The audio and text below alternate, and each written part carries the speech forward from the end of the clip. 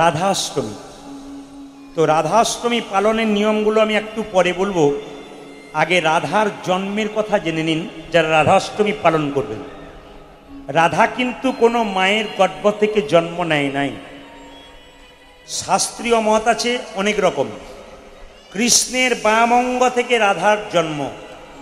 কৃষ্ণ পুরুষ, একজন নারীর দরকার রমণ করার জন্য, তাই তিনি রাধাকে সৃষ্টি করলেন। আর রাধা তত্ত্ব যদি জানতে হয় তবে একটু শুনে নিন। আপনারা কি কর্ম করবেন যার জন্য কৃষ্ণকে সন্তান রূপে পাবেন, রাধাকে আপনি ঠিকমতো ভক্তি করতে পারবেন, খুব ভালো করে জানবেন। বলছে, খুব মন দিয়ে শুনবেন। বলছে সুচন্দ্র বলে একজন রাজা ছিল। এই রাজার স্ত্রীর নাম ছিল কলাবতী। মন দিয়ে শুনবেন। তো সুচন্দ্র রাজার কলাবতী স্ত্রী, তার 3 বোন। কি কি বললাম মা? ময়না, সুনয়না, কলাবতী। তো কলাবতী বড়, কিন্তু ময়না সুনয়না ছোট। তো ময়নার স্বামীর নাম হচ্ছে পর্বতরাজ হিমালয়। এই ময়নার সঙ্গে হিমালয়ের বিয়ে হলো, তার ফলে একটা কন্যার জন্ম হলো, তার নাম আপনারা সবাই জানেন, মা পার্বতী। পার্বতীর স্বামীর নাম কি মা? শিব। এইবার ময়নার স্বামীর নাম, সুনয়নার স্বামীর নাম কি? মিথিলার রাজা জনক। তাদের একটি মেয়ে হলো, কি নাম? সীতা। সীতার স্বামীর নাম কি? রাম। একটু শুনে নিন, রাম। এখন কথা হচ্ছে, দিদি থাকতে বোনেদের যদি মেয়ে হয়, তাদের আবার বিয়ে হয়ে যায়, ভালো মেয়ে আর ভালো জামাই পায়, তাহলে বড় দিদির তো মনে একটু কষ্ট হয়। তো কলাবতী দেখলো আমার 2 বোন মেয়ে যেমন পেল, জামাইও তেমন পেয়েছিল। তো দুজনে মিলে সাধনা করতে গেল ভগবানের কাছে। কি পাবার জন্যে? সবাই তো কশ্যপ মুনি, অদিতি, এরা কি করেছিল?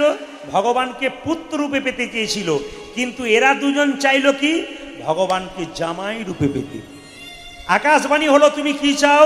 বলে আমরা শ্রেষ্ঠ জামাই চাই। শ্রেষ্ঠ জামাই থাকলে শ্রেষ্ঠ কন্যার দরকার। এই জন্য শ্রেষ্ঠ কন্যাকে না রাধারানীকে পাবে বলে এরা পরের জন্মে দাপরে হয়ে গেল ওই বৃষভানু রাজা, আর তার স্ত্রী হচ্ছে কৃত্তিদা, পরের জন্মে। এইবার লক্ষ্য করুন মায়েরা, বিন্ধ্যাচল পর্বত বলে একটা নাম শুনেছেন পর্বতে? এই পর্বতের বড় ইচ্ছা ছিল আমি একটা শ্রেষ্ঠ পুত্রী পাই, মানে ভালো মেয়ে পাই। ব্রহ্মার কাছে ধ্যান করেছিল। ব্রহ্মা খুশি হয়ে বলল, বিন্ধ্যাচল তুমি কি চাও? বলে আমি শ্রেষ্ঠ পুত্রী, ভালো মেয়ে চাই। শ্রেষ্ঠ, জগতের শ্রেষ্ঠাকে রাধারানীর ওপরে কেউ নাই। তাই রাধারানীকে যখন শ্রেষ্ঠ কন্যা রূপে পেল, সেই সময় দেখবেন কৃষ্ণ জন্মের পরে কংস মহারাজ দেখবেন পুতনাকে পাঠিয়েছিল মারবার জন্যে। শুধু পুতনাকে, আপনারা জানেন পুতনাকে শাস্ত্র বলছে অসুরকে পাঠিয়েছিল। কোনো অসুরকে পশু রূপে, ইঁদুর রূপে, বিড়াল রূপে পাঠিয়েছিল। কাকে? কৃষ্ণকে মারবার জন্যে। বিন্ধ্যাচল পর্বত মনে মনে ভাবলো, যদি আমার মেয়ে রাধাকে আমি পেয়েছি, যদি রাধাকে মেরে ফেলে, তাই রাধাকে কি করলো না যমুনার জলে একটা পদ্ম ফুলের ওপর শুইয়ে ভাসিয়ে দিল।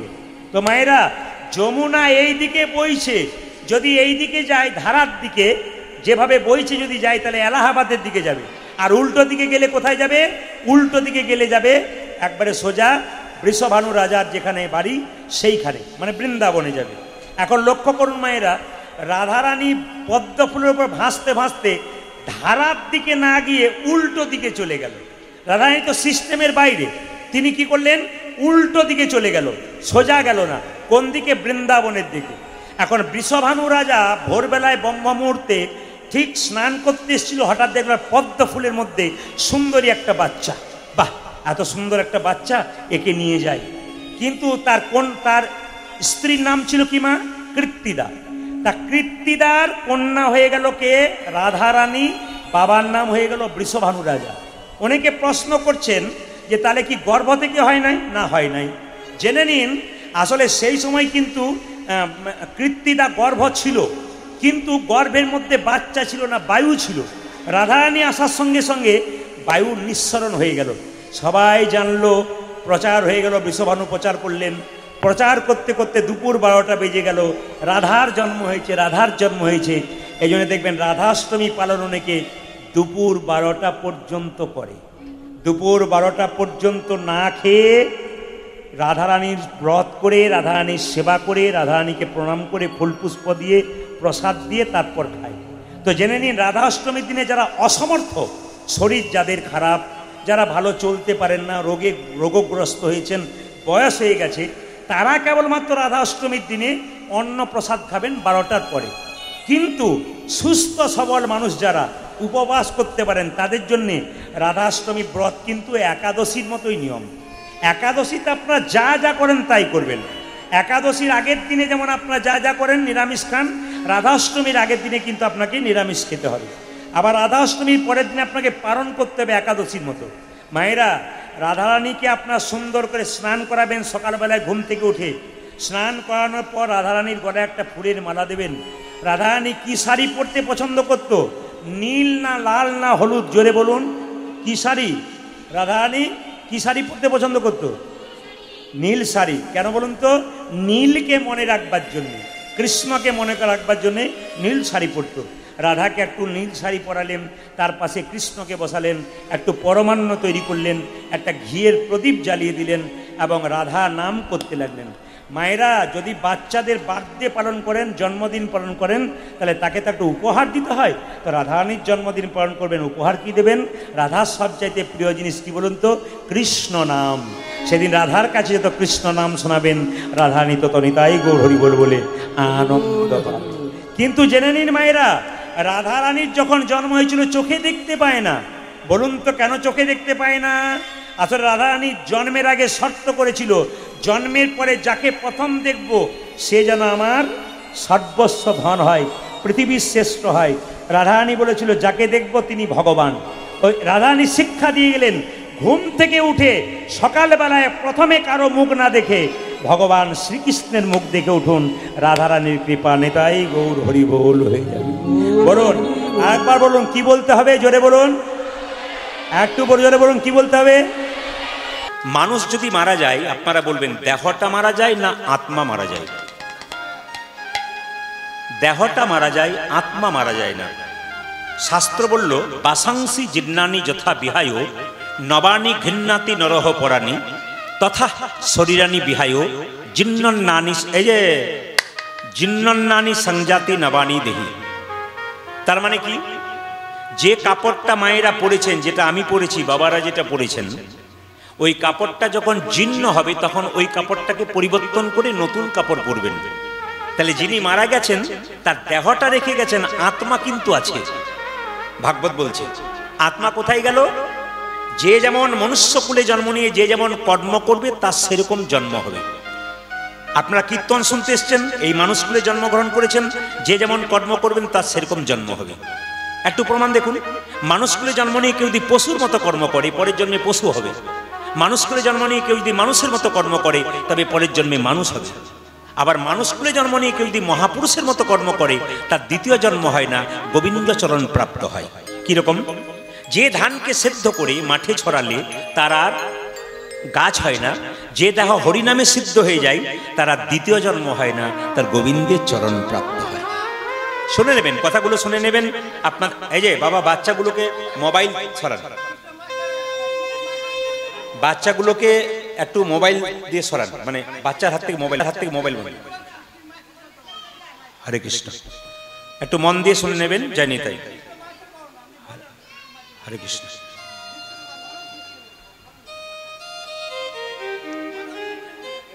বেশ, কথা কম বলুন, বিষয়টার দিকে যাই আমরা। হরে কৃষ্ণ। মনসংযোগ করে শ্রবণ করুন, যেন পার্শ্ববর্তী কারো কোনো ডিস্টার্ব না হয়, কারো দ্বারা কারো যেন অসন্তুষ্টি না হয়, সেটা চিন্তা করবেন। এটা মাথায় রেখে কীর্তন শ্রবণ করবেন, কেমন? হরে কৃষ্ণ। মন দিয়ে শুনুন। মায়েরা, দেহিন হস্মিন যথা কোমরং যৌবনং জরা তথা দেহান্তর প্রাপ্তি ধীরস্তত্ত্বনমুচ্যুতি। একটু মাথায় রাখবেন, আমি প্রদীপ পাল যখন 20 বছরে ছিলাম তখন আমি একরকম দেখতে ছিলাম। আবার আমি এখন 51 বছর বয়স, আমি কিন্তু এখন একরকম। যদি 70-75 পর্যন্ত পৌঁছি তখন আরেক রকম হবে। ওই জন্য দেহিন হস্মিন যথা কোমরং যৌবনং জরা তথা দেহান্তর প্রাপ্তি ধীরস্তত্ত্বনমুচ্যুতি। একটু শুনবেন, ভেঙে বুঝিয়ে দেবো। মানে কি? মানুষ জন্ম পাওয়ার পর প্রথমে বাচ্চা শৈশব, তারপর যৌবন, তারপর বৃদ্ধ, তারপর মৃত্যু।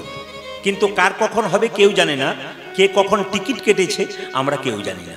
এই জন্য সবার কাছে নিবেদন রইল, আপনারা যারা কীর্তন শুনতে এসছেন ভগবানকে আশ্রয় করে থাকুন, আপনাদের চিন্তা থাকবে না। শাস্ত্র বলেছে, আশ্রয় লইয়া ভজে যে তারে কৃষ্ণ নাহিতে যে বাকি সব মরে অকারণ। আমি যখন এখানে কীর্তন করতে এলাম, দাদার সঙ্গে ভেতরে যাচ্ছিলাম, তখন দেখলাম একটা বাচ্চা ছেলে ওই বাঁশের খুঁটিটাকে ধরে বনবন বনবন করে ঘুরছে। ওর মা ওখান থেকে চিৎকার করছে, পড়ে যাবি পড়ে যাবি পড়ে যাবি। বাচ্চা কিন্তু পড়ছে না। কেন পড়ছে না বলুন তো? ও খুঁটিটাকে আশ্রয় করে আছে, ওর বিশ্বাস আছে খুঁটি ধরেছি, আমার পড়ার ভয় নাই। এই জন্য ভগবানকে আশ্রয় করে, সংসারের দিকে গুরুকে আশ্রয় করে গোবিন্দ ভজন করে, তবে তার আর কোনো চিন্তা থাকবে না। একটা পাহাড় থেকে বিরাট জলধারা নেমে আসছে, দেখবেন একটা বড় হাতি কোনো মতে ওপর দিকে উঠতে পারবে না জলের চাপে, কিন্তু ছোট একটা পুঁটি মাছ ও দেখবেন কিলবিল করে উঠে যাবে। কেন বলুন তো? পুঁটি মাছ জলকে আশ্রয় করেছে, কিন্তু হাতি জলকে আশ্রয় করতে পারে না। তাই আপনাদের বারবার বলবো, গুরু মন্ত্র যদি নিতে হয়, শাস্ত্র বলেছে কিবা বিপ্র কিবা শূদ্র নাসিক জ্ঞানে নয়, কৃষ্ণ তত্ত্ব বেত্তা যেই সেই গুরু হয়।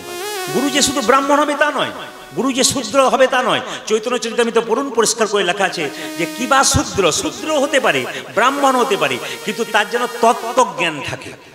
আপনি গুরু করলেন, কানে মন্ত্র নিলেন, লোকের সামনে বলে বেড়ালেন আমি গুরু মন্ত্র নিয়ে নিয়েছি, লোকে ভাবলো বাহ বেশ ভালো কাজ করেছে, কিন্তু শুধু ফিস ফিস দিলেই হবে না, যে কানে দিলাম ফিস ফিস, মাসে এলে কিছু করে চাঁদা দিস, এ গুরু করলে হবে না। আপনার গুরুটা কেমন হবে সবাই শুনবেন, গুরু তত্ত্বজ্ঞানী হবে।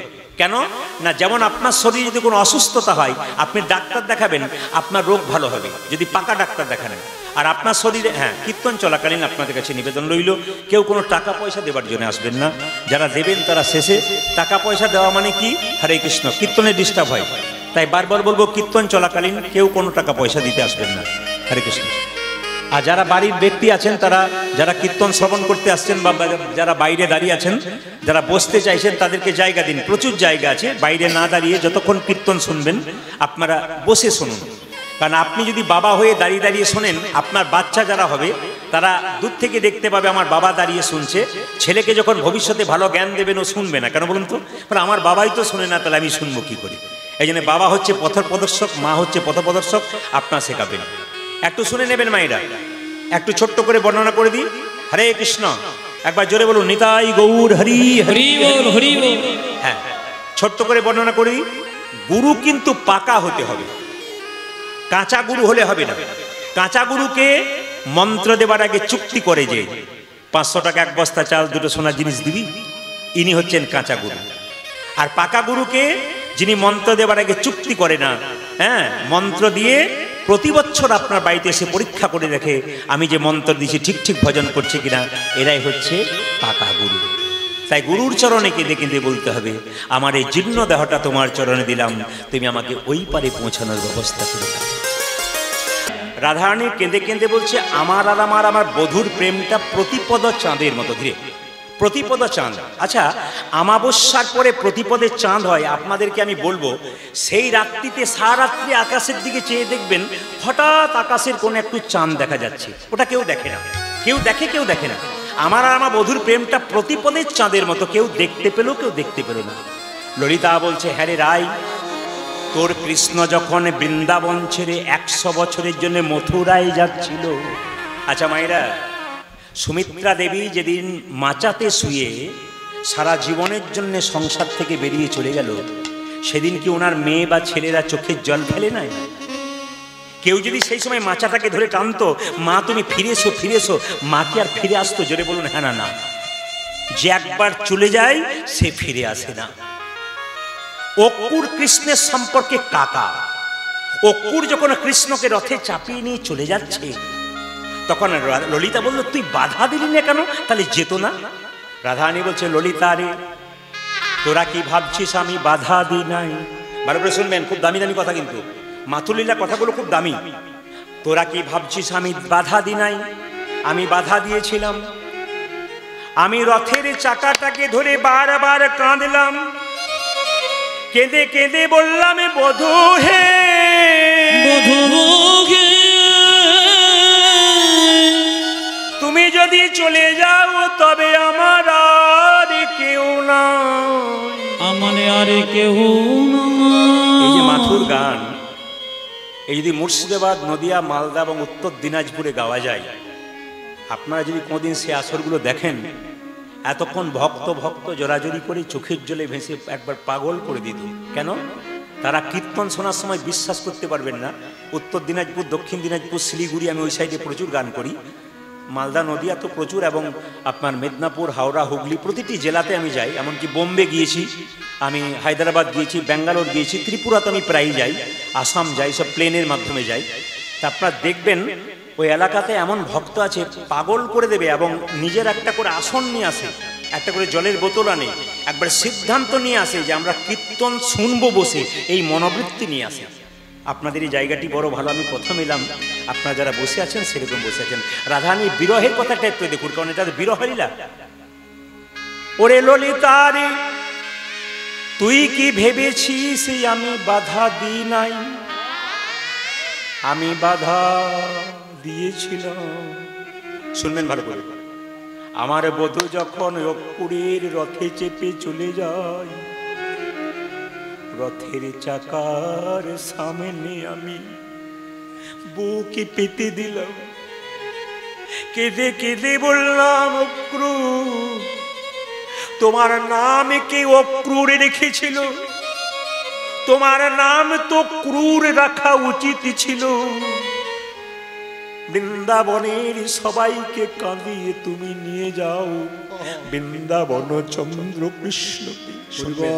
আমি বারবার বলবো, চোখ কিন্তু ফেরাবেন না, কীর্তন চলাকালীন চোখ ফেরাবেন না, মোবাইল বন্ধ করুন আর কীর্তন শুনুন, দেখুন আপনাদের আনন্দ হবে, আপনারা বুঝতে ধীরে ধীরে আপনারা বুঝতে পারবেন। আমি বললাম, প্রাণনাথ যদি চলে যায় প্রাণ রেখে কি লাভ আছে? ও গো অক্রূর রথের চাকায় আমার বুকের উপরে চাপিয়ে দাও, আমার প্রাণনাথের সঙ্গে আমার প্রাণ চলে যাবে। আর আমি মরতে চাইলাম কেন জানিস ললিতা? আমি প্রাচীন লোকের মুখে শুনেছি, কেউ যদি শুভ যাত্রায় যায়, মরা মানুষের মুখ দেখে বা মৃত ব্যক্তিকে দেখলে যাত্রা ভালো হয়। অক্রূরকে বলল, আমার বুকে রথের চাকা চাপিয়ে দাও, আমার প্রাণনাথের যাত্রা ভালো হবে। কিন্তু ললিতারে আমার প্রাণনাথ রথ হতে নামলো, এক হাতে তুলসী পত্র গঙ্গা জল, এক হাত আমার মাথায় ঠেকিয়ে বলল, রাধে গো, কেঁদে কেঁদে তুমি আমার যাত্রাপথ পিছিল করে দিও না। তোমার মাথায় হাত দিয়ে কথা দিলাম, আমি আজ যাব, কাল ফিরে আসব। ললিতারে ওই যে প্রাণনাথ গেল আর ফিরে এলো না, আমার প্রাণনাথের। আচ্ছা বাবা, কিছু মনে করবেন না, আপনাদের এখানে দোকান আছে কিনা জানি না, বড় বড় দোকান তো অবশ্যই থাকবে। তো অনেক দোকানের দরজায় লেখা থাকে আজ নগদ কাল ধার, দেখবেন থাকে আজ নগদ কাল ধার। আজকে আপনি 100 টাকা দিয়ে নগদ জিনিস আনতে গেলেন, যে না কাল হয়ে গেল, অমনি আবার দেখবেন সকাল হয়ে গেলে আবার ওইটি লেখা থাকে আজ নগদ কাল ধার, মানে রাত্রি পেরোলে আবার আজ হয়ে যায়, কাল হয় না। আমার বধূর কথাটি ওই রকম ব্যবসায়ী লোকের মতো। বলছে ললিত, ভালো করে শুন মায়েরা, ওরে ললিতা রে, আমার বধূ যখন থেকে গেছে তখন থেকে আমি 100 বছর স্নান করি নাই, 100 বছর পা ধুই নাই, 100 বছর আমি স্নান করি নাই। মায়েরা 10 দিন স্নান করে থাকতে পারবেন না, কিন্তু রাধারানী বলছে আমি 100 বছর স্নান করি নাই। ললিতা বলছে তা কি করে সম্ভব? বলছে শোন, যেদিন যাবে সেদিন মাঝরাত্রিতে আমার বধূ আমাকে কোলে করে নিয়ে বলল, রাধে রাধে কিছু বলছো? আমি বললাম, প্রাণনাথ তুমি আমায় কেমন ভালোবাসো? সঙ্গে সঙ্গে কৃষ্ণ বলল, এত ভালোবাসার পরীক্ষা দিয়ে আবার ভালোবাসার পরীক্ষা দিতে বলছো, কি করতে হবে? রাধারানী বলছে, তোমার কোলে বসিয়ে আমাকে সুন্দর করে সাজিয়ে দাও। যেই না বলেছে সুন্দর করে সাজিয়ে দাও, ভগবান কৃষ্ণ আমাকে কোলে বসালো, নিজের হাতে সিঁতির সিঁদুর পরাইয়ে দিল। শুনবেন ভালো করে, বেনি মাধব কৃষ্ণ নিজের হাতে বেনি বেঁধে দিল, আমার নয়নে আলতা পরাইয়ে দিল, আমার চরণে আমার নয়নে কাজল পরাইয়ে দিল, আমার চরণে আলতা পরাইয়ে দিল। আমি আলা ভলা গোয়ালিনী কৃষ্ণ সেবার কিবা জানি, কত যোগী কত মুনি কত ঋষি কতদিন ধরে তার চরণ সাধনা করি, আমার মতো অভাগিনীর চরণে আমার চরণে আলতা দিচ্ছে আর কেঁদে কেঁদে কি বলছে জানো, রইলাম তোমার চরণের ধারে। নিতাই গৌর। রইলাম তোমার চরণের ধারে, রইলাম তোমার চরণের ধারে। গো রাধে গো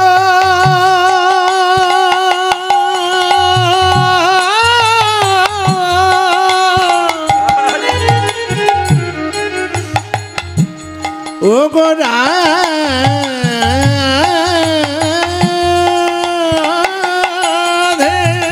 হরে হরে হরে ও রাধে রইলা তোমার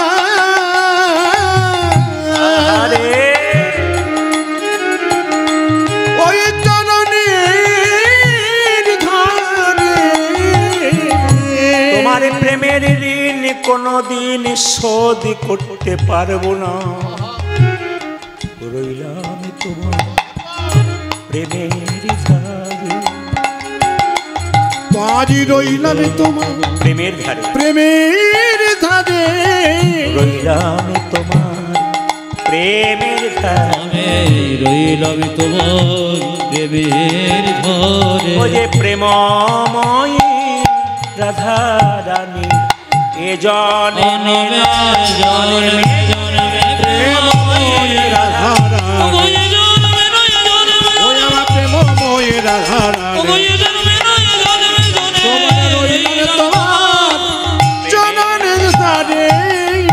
শুনবেন মায়েরা, যে জায়গায় ছিলাম বলছে 100 বছর স্নান করে নাই।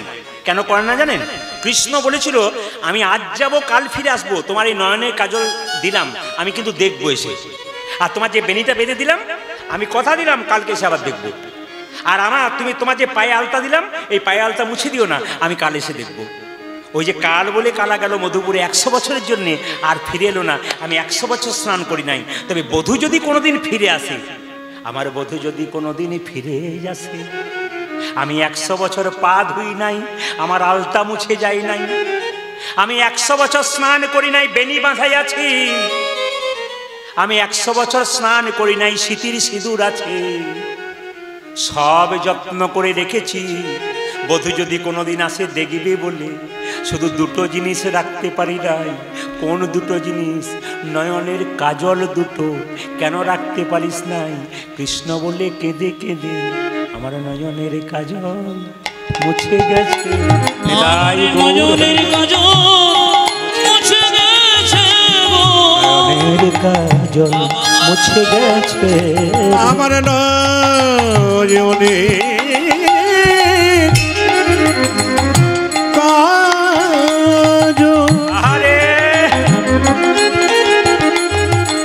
মুছে গেছে গো। কৃষ্ণ বলে কেঁদে কেঁদে নয়নের কাজল মুছে গেছে। কৃষ্ণ বলে কেঁদে কেঁদে, কৃষ্ণ প্রাণে গোবিন্দ বলে, কৃষ্ণ বলে কেঁদে কেঁদে, কৃষ্ণ প্রাণে গোবিন্দ আরে কৃষ্ণ বলে কেঁদে কেঁদে, কৃষ্ণ প্রাণে গোবিন্দ বলে নয়নের কাজল মুছে গেছে গো। যারা কীর্তন শুনতে এসছেন তাদের কাছে একটা প্রমাণ্য জিনিস বলি, যদি সংসারের জন্য কাঁদবেন দুঃখ পাবেন, কিন্তু ভগবানের জন্য যদি কাঁদবেন তাতে আনন্দ পাবেন। সংসারের জন্য কেঁদো না, সংসারের জন্য কেউ যদি কাঁদে তত জ্বালা বাড়বে। ছেলের জন্য কাঁদবে, মেয়ের জন্য কাঁদবে, শেষে ছেলে মেয়ে বলবে তুমি আমার জন্য করেছো কি? আপনি তখন বলবেন যার জন্য করি চুরি সে কি না বলে চোর। কিন্তু ভগবানের জন্য কেউ যদি একবার কাঁদে, তাহলে তার চোখের জল চোখের কোণ দিয়ে পড়ে না মাঝ দিয়ে পড়ে, সে জলে স্পর্শ করলে গরম লাগে না ঠান্ডা লাগে, সে জল মুখের মধ্যে প্রবেশ করলে নোনা নোনা ভাব লাগে না মিষ্টি মিষ্টি ভাব লাগে। মায়েদের স্বামী যতদিন আপনার এখানে সম্মান ততদিন, স্বামী চলে গেল সম্মান শেষ। বহু জায়গায় কীর্তন করতে গেলে বাসাতে গেলেই প্রচুর ভিড়। যদি কোনো গ্রামে কীর্তন করতে যাই প্রথমে বাসাতেই ভিড় প্রচুর মানুষের। একটু কথা বলতে দিন, বলে কি একটা কথা বলেই চলে আসবো। আমি জিজ্ঞেস করি কিছু বলছেন? কি এমন পাপ করেছি? ছেলে মেয়েকে মানুষ করলাম, কেউ এখন দেখে না। আমার স্বামী মারা গেছে, এখন আমি করবো কি? আমি বললাম, আপনি পেছনের চিন্তাটা একটু করুন তো। আপনি কাউকে কাঁদিয়েছেন? আপনি যদি কাউকে কাঁদান, আপনাকে কাঁদতে হবে। ব্যাংকে 10 লাখ টাকা জমা দিন, 10 বছর পরে ডবল হবে। আপনি আজকে কাউকে একটু দুঃখ দেবেন, ওই দুঃখটা 10 বছর পরে ডবল হয়ে আপনার কাছে ফেরত হয়ে আসবে। অনেকে দেখবেন এই জগতে খুব ভক্ত, খুব কৃষ্ণ ভক্ত, কিন্তু কষ্ট। অনেকে বলে কৃষ্ণ নাম করে কি লাভ আছে? লোকটার দিকে তাকিয়ে দাও তো, কত কষ্ট পাচ্ছে। তা নয়, প্রারব্ধ ফল, পূর্ব জন্মের দুষ্কর্মের ফল এই জন্মে ভোগ করে। এই জন্মে অনেক অন্যায় করে দেবেন, পরের জন্মে কৃষ্ণ ভক্ত হয়ে যাবেন। এই অন্যায়ের ফলটা কিন্তু আপনাকে ভোগ করতে হবে। এই জন্য আপনাদের বারবার বলি, যখনই আপনি অন্যায় করবেন তখন মনে রাখবেন যেন বিবেকটা জাগ্রত হয়, আমি কি করছি। এই দিয়ে তাকাবেন। একটা কলমের মধ্যে যতক্ষণ কালি থাকবে ততক্ষণ কলমের দাম, আর কলমের কালি না থাকলে কলমের দাম নাই। একজন মানুষ জন্ম নিলে হবে না, তার মধ্যে মনুষ্যত্ব বিবেক থাকবে, তবে সে মানুষ। আর যার মধ্যে বিবেক নাই, মনুষ্যত্ব নাই, সে কোনোদিন মানুষ হতে পারবে না। দেখবেন স্বামীজি একটা কথা বলেছেন, একটা সুন্দর কথা বলেছেন। এ ল্যাম্প, ইংরেজিতে বলেছে, আমি বাংলা করে বলে দিই। A lamp does not burn without oil. A lamp does not burn without oil. A man can not live without God. তার মানে কি, একটা বাতি তেল ছাড়া জ্বলতে পারে না, একজন মানুষ ভগবান ছাড়া বাঁচতে পারে না। যদি কেউ খুব অন্যায় করে, তাকে যদি বলেন অন্যায় করছো তুমি, তবে সে যদি বলে বেশ করছে আরো করবো, ভাববেন তিনি অধঃপতনের দিকে যাচ্ছে। আর যদি কেউ অন্যায় করতে করতে ঘরে গিয়ে ভাবে আমি একটা খারাপ কথা বলে ফেলেছি, খুব খারাপ লাগছে, তাহলে আপনি কিন্তু মানুষ হয়ে গেলেন। যখনই বুঝতে পারলেন আমি ভুল করলাম, অন্যায় করলাম, বুঝলেন আপনি শুধরে গেলেন। আর যদি আপনি অন্যায় করার পরে বলে বেশ করেছে আরো করবো, বুঝবেন আপনার আরো ধ্বংসের পথে যাচ্ছেন। তাই বারবার বলবো, নিজেকে সংশোধন করুন, জীবন সংশোধন হবে। এই জন্য বলে রাখি মায়েরা, রাধারানী কেঁদে কেঁদে বলছে, আমার কৃষ্ণ যতদিন ছিল আমার দাম ছিল, কৃষ্ণ চলে গেল আমার সব চলে গেল। প্রিয়া গেল মধুপুর হামকুলবালা, আজ প্রিয়া গেল মধুপুরে হামকুলবালা। এই যে মালাটা আমাকে দান করেছে, এখানে যিনি কীর্তন প্রথম ফোন করেছিলেন আমাকে, জগন্নাথ বাউরি মহাশয়, যিনি এখন পুলিশের চাকরি করছেন খয়রাসোলে। আমি দুবরাজপুরে এখন থাকি, সুতরাং উনি আমাকে বারবার ফোন করে বললেন আমার মা চলে গেছেন, আপনাকে একটু আসতে হবে, কীর্তন করতে হবে। তো এই সময় একটু ফাঁকা থাকি আমরা, একটু চাপ কম থাকে, তা মায়ের কৃপাতে আমরা এখানে এসে গেছি আপনাদের সামনে। রাধারানী কেঁদে কেঁদে বলছে, প্রিয়া গেল মধুপুর হামকুলবালা, ওটা যে প্রিয়া গেল মধুপুরে হামকুলবালা। ওরে ললিতা, বিপথে পরল চলছে মালতীর মালা, আজ বিপদে পরল জয়ছে মালতীর মালা। বিপথে পরল জয়ছে মালতীর মালা, ওটা যে বিপদে পরল জ্বলছে মালতীর মালা। এই কীর্তন যতক্ষণ আমার মালা ততক্ষণ, কীর্তন শেষ হবে মালা ফেলে বাড়ি চলে যাব। আপনার স্বামী যতক্ষণ, আপনার স্মৃতির হাতের শাখা, আপনার অহংকার ততক্ষণ। স্বামী চলে গেলে সব চলে গেল। ঠিক সেরকম রাধারানী কেঁদে কেঁদে বলছে, মালতীর মালা যতক্ষণ শোভা বৃদ্ধি করে, মালাটাকে ফেলে দিলে শোভা চলে যায়। কৃষ্ণ আমার শোভার মতো ছিল, সে চলে গেল, আমার শোভা নষ্ট হয়ে গেল। আমার দশা তেমনি, আমার দশা তেমনি হলো, আমার দশা তেমনি, দেখো আমার দশা তেমনি হলো। মালতীর মালার মতো আমার দশা তেমনি, সখীর মালতীর মালার মতো আমার দশা তেমনি হলো। মালতীর মালার মতো আমার দশা তেমনি, মালতীর মালার মতো আমার দশা তেমনি হলো। বিপথে পরল জয়ছে মালতীর মালা, আজ বিপদে পরল জয়ছে মালতীর মালা। বিপথে পরল জয়ছে মালতীর মালা, বিপদে পরল জয়ছে মালতীর মালা। মায়েদের স্বামী চলে গেলে দুটো জিনিস চলে যায়, বলবো, একটা চোখের ঘুম, একটা মুখের হাসি। একটা চোখের ঘুম, একটা মুখের হাসি। আমি কয়েকদিন আগে দেখতে পেলাম, সদ্য একটা বাচ্চা হয়েছে, এইটুকু বাচ্চা, তার স্বামী মোটরসাইকেল করে যাচ্ছিল, হঠাৎ রাস্তাতে হুমড়ি খেয়ে পড়লো, মাথায় রক্ত জমে গেল, একবার হসপিটালে গিয়ে 2 দিন পরেই মারা গেল। স্ত্রী কি হয়ে গেল, পাগলিনীর মতো চিৎকার করছে, ছটফট করছে, আমার সব চলে গেল গো, আমার সব চলে গেল। নয়ন কর্ণিদি গেল ভয়ানক, আজ নয়নক নিতে গেল ভয়ানক। ললিতা রে, আমার চোখের ঘুম গেল আর মুখের হাসি গেল, নয়নক নিদি গেল ভয়ানক ললিতা।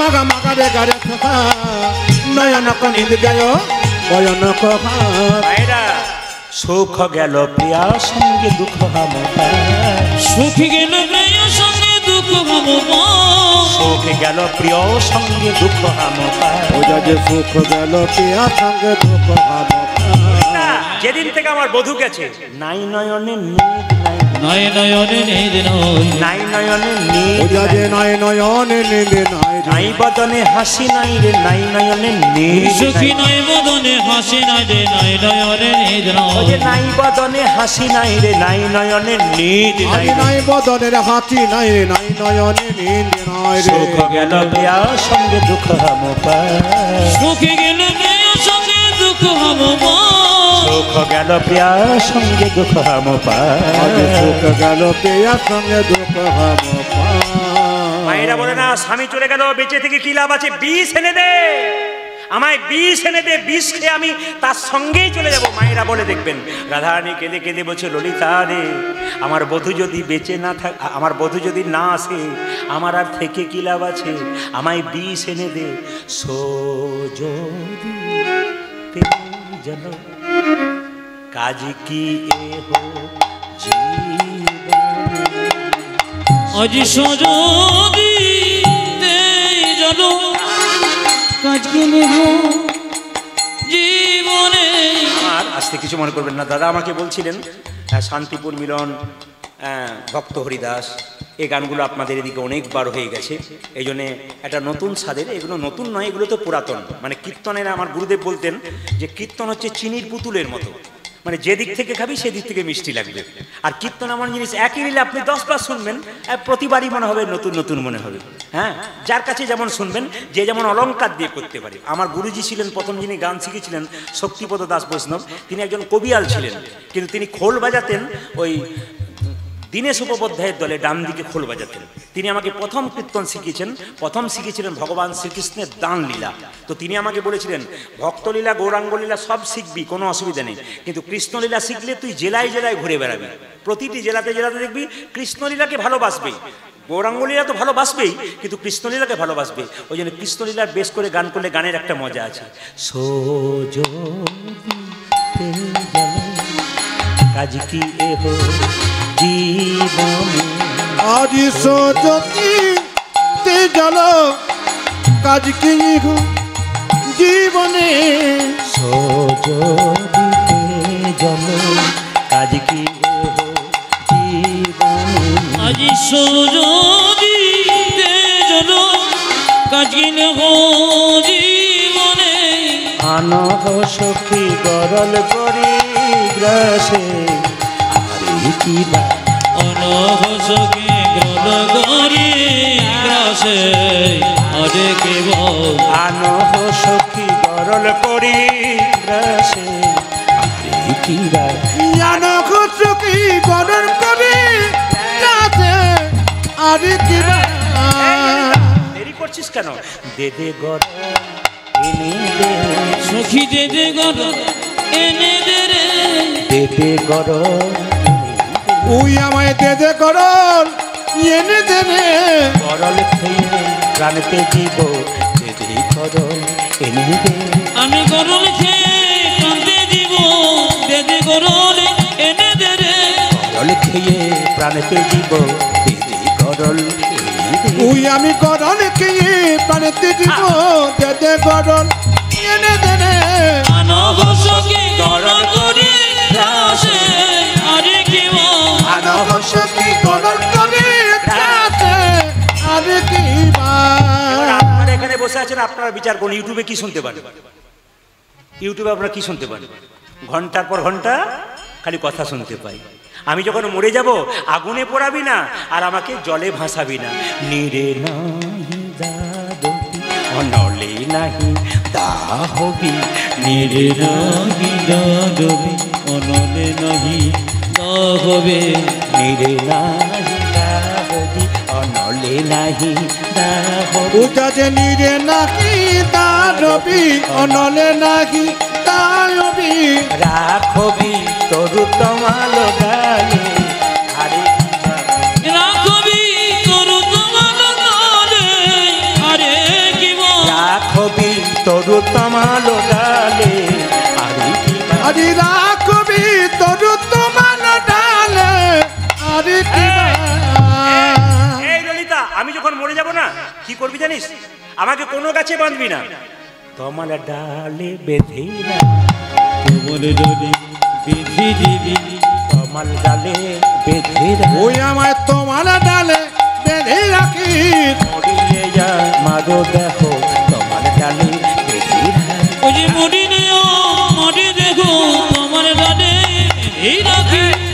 সখীরা বলছে এত গাছ থাকতে তমাল আপনি যদি বলেন যে আমি যখন মরে যাব বট গাছে আমাকে দিবি ঝুলিয়ে, আপনি যদি বলেন বারবার লোকে বলবে বট গাছটার দিকে তোর তো নজর কেন? অনেকে বলতে পারে না, ঠিক সেরকম হচ্ছে তমাল গাছে নজর দেন কেন? বলছে কেন জানিস? আমার বধূ কালো তমাল কালো, তমাল বড় ভালো বধূ কালো তোমার কালো, তোমার বড় ভালোবাসে। বধূ কালো তমাল কালো, তমাল বড় ভালোবাসে। তুই আমার বধূ কালো আর তোমার কালো কমল বড় ভালোবাসি আগুনে পোড়াবো না কেন? কৃষ্ণ প্রেম আগুনে দেহ পুড়ে ছাই হয়ে গেছে। আমার পোড়া দেহ পোড়াস না সখী আমার পোড়া দেখো পুরো সারে, পোড়া দেখো পোড়াস তুই না, আমায় পড়া দেখো পড়াছি নারী প্রেম আগুনে পুড়ে গেছে, পোড়া দেহ পোড়াস না। কৃষ্ণ প্রেমাগুনে পুড়ে গেছে, পুরা দেহ পুরা সারে। বেশ বেশ বেশ বেশ, পোড়াবো না তোকে, জলে ভাসাবো না কেন? বলছে আমার শরীরে কৃষ্ণ নাম লেখা আছে, যদি কৃষ্ণ নামের দেহটা জলে ভাসিয়ে দিস তাহলে যখন মথুরার ঘাটে গিয়ে লাগবে মথুরার মেয়েরা কি বলবে জানিস? এই দেখ দেখ, শরীরে কৃষ্ণ নাম লেখা আছে, দেহটার গতি হয় নাই, আমার বধূর নামে কলঙ্ক হবে। তারা বলবে আজ থেকে কেউ কৃষ্ণ প্রেম করিস না। কৃষ্ণ প্রেমের এই কি রীতি, ওই যে কৃষ্ণ প্রেমে এই কি রীতি, কৃষ্ণ প্রেমের এই কি রীতি, দেখ দেখ কৃষ্ণ প্রেমের ইয়ে কি রীতি মরা দেহের হয় না গতি, কৃষ্ণ প্রেমের এই কি রীতি। আজ মোরা দেখে হয় না গতি, কৃষ্ণ প্রেমের এই কি রীতি। মরা দেহের হয় না গতি, কৃষ্ণ প্রেমের এই কি রীতি। পূজা যেমনটা দেখি হয় না গতি কৃষ্ণ প্রেমের ইয়ে কি রীতি রাখবি তরু তামাল ডালে আরে কি বা রাখবি তরু তোমার ডালে, আরে কি বাবা। রাধারানীর বিরহ কথাটা একবার ভাবুন, কত সুন্দর রাধারানীর বিরহ কথা। কিছু মনে করবেন না, রাধারানী এবার কি অবস্থা হলো? এই কথা বলতে বলতে অচৈতন্য হয়ে গেল। আপনারা দেখে নেবেন প্রমাণ, আমি বাস্তবের সঙ্গে তুলনা করছি। স্বামী যদি মারা যায় তাহলে স্ত্রী দেখবেন মাঝে মাঝে কথা, তুমি কোথায় গেলে, তুমি কোথায় গেলে, তুমি বলতে বলতে অজ্ঞান হয়ে যায়। দেখবেন রাধারানী এরকম অবস্থা, কৃষ্ণ কোথায় গেল, কৃষ্ণ কোথায় গেল, বধূ মৃত্যু দশা। দেখবেন কেউ যখন মারা যাবে দেখবেন 10টা দশা আছে, পূর্বরাগের 10টা দশা, আবার মাথুরে আপনারা দেখবেন একটা দশার কথা মৃত্যু দশা। মৃত্যু দশা কিরকম? কেউ যদি মারা যায়, মারা যাবার আগে দেখবেন 3টে লক্ষণ দেখতে পাবেন। চোখের পাতা নড়বে না, আর হাতের স্পন্দন, নারীর স্পন্দন বুঝতে পারবেন না, আর দেখবেন নাকে দেখবেন শ্বাস প্রশ্বাস বইবে না। সখীরা কি করলো, নাকের মধ্যে তুলো নিয়ে দেখছে যে রাধারানীর শ্বাস বইছে কিনা। তুলোটা নিয়ে দেখলো হ্যাঁ রাধারানীর শ্বাস বইছে, তাহলে এক কাজ করি, রাধারানীকে জীবিত করার একটি ওষুধ আছে, এখনো বেঁচে আছে, কি করব? কৃষ্ণ নাম শোনাবো। সখী গণ কর্ণ মূল্যে কৃষ্ণ নামে দিলে, সখী গণ গণ বলে কৃষ্ণ নামে দিলে, সখী গণ কর্ণ মূল্যে কৃষ্ণ নামে দিলে, নামে সোনা রে, সোনা রে।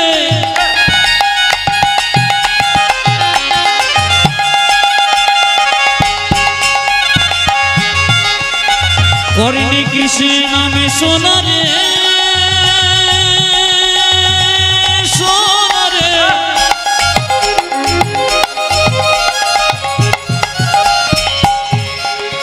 সখী তোর নামে সোনা,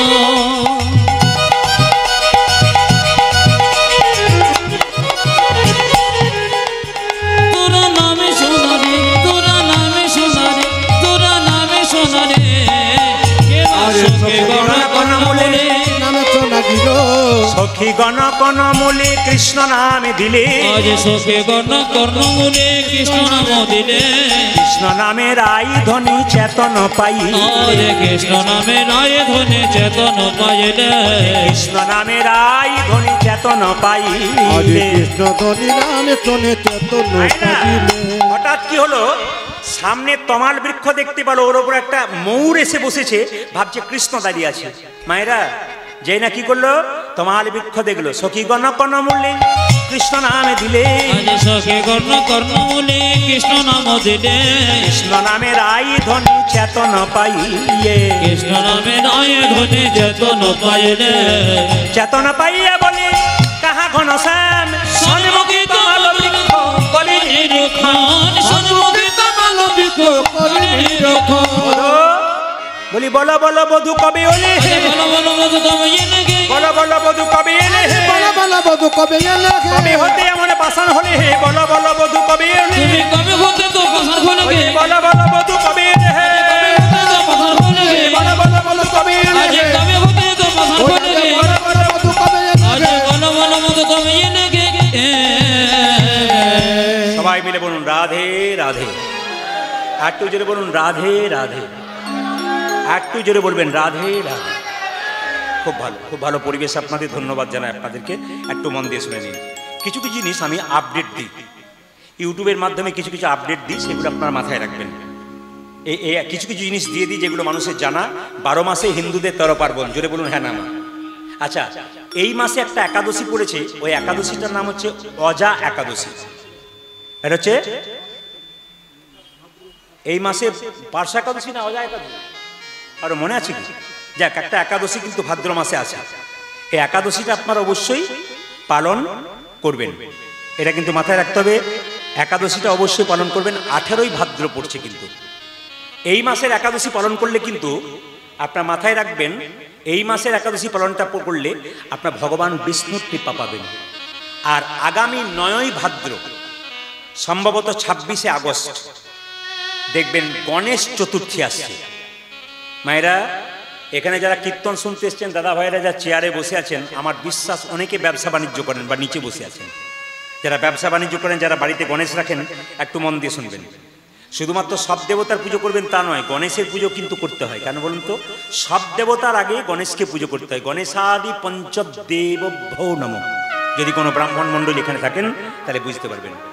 দেখবেন গণেশকে সবচাইতে আগে পুজো করা হয়। গণেশ চতুর্থী লাগছে মায়েরা, বাড়িতে বাড়িতে গণেশের মূর্তি আনবেন। গণেশের কৃপা হলে কি হয় একটু বলে দিই, তাহলে বুঝতে পারবেন।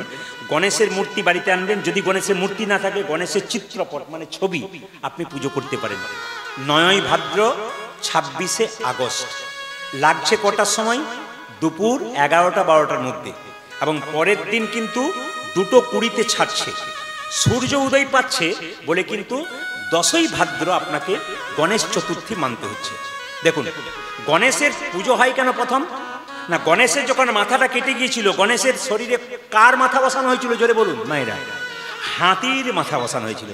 এখন মা দুর্গা মনে মনে ভাবছে, আমার ছেলের মাথায় হাতির মাথা বসানো হলো, তাহলে আমার ছেলেকে তো কেউ সম্মান করবে না। মায়ের তো একটু চিন্তা থাকবে। মা তখন খুব কাঁদছে। দেবতারা বললো, মা কোনো চিন্তা নেই, ব্যবস্থা করে দিচ্ছি। বলে কেন? সব দেবতার আগে তোমার গণেশকে পুজো করা হবে। একটু গণেশের সম্পর্কে, যারা কীর্তন শুনতে এসছেন, গণেশের সম্পর্কে শাস্ত্রের কয়েকটা কথা বলবো। প্রথম শুনে রাখবেন, সংস্কৃত ভাষায় বলবো, ছোট ছোট করে আপনারা মনে নিয়েবেন। গণেশ হচ্ছে খর্বং। খর্বং মানে কি মায়েরা? খর্বং মানে কি? মানে গণেশ বেটে। গণেশ কিন্তু খুব লম্বা নয়, বার করে শুনবেন। গণেশ কিন্তু খুব লম্বা নয়, খর্বং মানে বেটে। এইবার বলছে যে গণেশ যেমন বেটে, বলছে লম্বদরম সুন্দরম। লম্বদরম সুন্দরম। লম্বদর কাকে বলে? এই যে লম্বদর, যদি আপনার মনে হয় যে কাউকে গালি দেব, লম্বদর বলে দিতে পারে। কি করে বলুন তো? লম্বদর হচ্ছে যার বড় ভুঁড়ি থাকে, তাকে লম্বদর বলা হয়। এবার আপনার সঙ্গে ঝগড়া হয়েছে, সে ভাষা বোঝে না, আপনি বলে দিতে পারেন যে এই লম্বদর যাচ্ছে। কিন্তু লম্বদর মানে যে ভুঁড়িয়া হলো লোক। কিন্তু দেখুন, সবাইকে ভুঁড়িতে মানায় না। কিন্তু এইদিকে কীর্তন শুনতে এসছেন, সবাইকে ভুঁড়িতে মানায় না। দেখবেন যার এখানে মাংস নাই, ওখানে মাংস নাই, ইয়া বড় একটা ঝুড়ির মতো ভুঁড়ি নিয়ে বসে আছে, তাকে দেখে লোকে হাসে। কিন্তু গণেশের এত সুঠাম দেহ যে ছোট্ট ভুঁড়িটাতে গণেশকে কিন্তু মানায়। এই জন্য বলছে লম্বদরম সুন্দরম, গণেশকে মানায়। দেখবেন যে কোনো পশু পাখি বা যে কোনো প্রাণীর যখন লালা বের হয়, ওই লালার মধ্যে একটা গন্ধ থাকে, দুর্গন্ধ থাকে। কিন্তু শাস্ত্র বলছে মধুপ, তার মানে কি? বলছে গণেশজির যে মাথাতে হাতি রয়েছে, হাতির লালার মধ্যে একটা সুগন্ধ থাকে, মধুর মতো মাদকতা থাকে, ফুলের মধ্যে যেমন ভ্রমর ঘুরে ঘুরে বেড়ায়, ঠিক সেরকম গণেশের যে মাথা হাতি, তার মধ্যে যেন ভ্রমর ঘুরে ঘুরে বেড়াচ্ছে। কেন? ওই মাদকতার জন্য, ওই লালাটার জন্য, লালাটার সুগন্ধ পাবার জন্য। কি সুন্দর ব্যাখ্যা করছে দেখুন। আবার দেখুন গণেশের কিন্তু দাঁত আছে। মায়েরা জলে বলুন হ্যাঁ না না। আপনার মা দুর্গা পূজা এখানে নিশ্চয় হয়, তো দেখবেন গণেশের দাঁত আছে, দুটো দাঁত দেখতে পান। কিন্তু পুরাণ বলছে গণেশের দুটো দাঁত নয়, গণেশের কিন্তু একটা দাঁত। এবং গণেশের দাঁতের মধ্যে একটু রক্তের চিহ্ন আছে। কেন? ওই দাঁত দিয়ে গণেশ দৈত্য দানবকে হত্যা করে দিয়েছে, এই জন্য তার দাঁতের মধ্যে একটু রক্ত থাকে। সেই রক্তটা শোভা বৃদ্ধি করবার জন্যে আবার তার মধ্যে গণেশের যে মাথা, তার মধ্যে একটু সিঁদুরের আভাও দেওয়া হয়। দেখবেন গণেশের মূর্তি দেখবেন যারা তৈরি করে, দেখবেন সিঁদুরের মতো আভা দেয়। আবার কি বলছে যে শৈল সুতা সুত বন্দে শৈল, খুব কথাগুলো সহজ করে বোঝাবো। বন্দে শৈল সুতা সুত মানে বন্দনা করো। শৈল মানে কি? পাথর। কিন্তু শৈল মানে এখানে বলছে যে পর্বত। কি পর্বত মায়েরা? হিমালয় পর্বত। হিমালয় পর্বতে কন্যার নাম কি? হিমালয় কন্যার নাম কি? উমা মা দুর্গা। হিমালয় কন্যা নয় দুর্গা, তাহলে উমা। তাহলে বলছে শৈল সুতা মানে হিমালয়ের কন্যা, সুত তার পুত্র গণেশ, তাকে আমরা বন্দনা করি। এই জন্য গণেশজির পুজো অবশ্যই করবেন। কিন্তু মাথায় রাখবেন মায়েরা, খুব সুন্দর করে বলে রাখি, গণেশের মূর্তি যদি কিনে আনতে পারেন তো ভালো। গণেশ চতুর্থীতে আপনার সংসারের লাভ আছে। কিন্তু গণেশের মূর্তিটাকে আপনি স্নান করাবেন পঞ্চামৃত দিয়ে। কি কি একটু বলে দিই, মন দিয়ে শুনবেন। চিনি, মধু, দুধ, ঘি, দই কিংবা গোলাপ জল দিয়ে গণেশকে থালাতে করে স্নান করাবেন।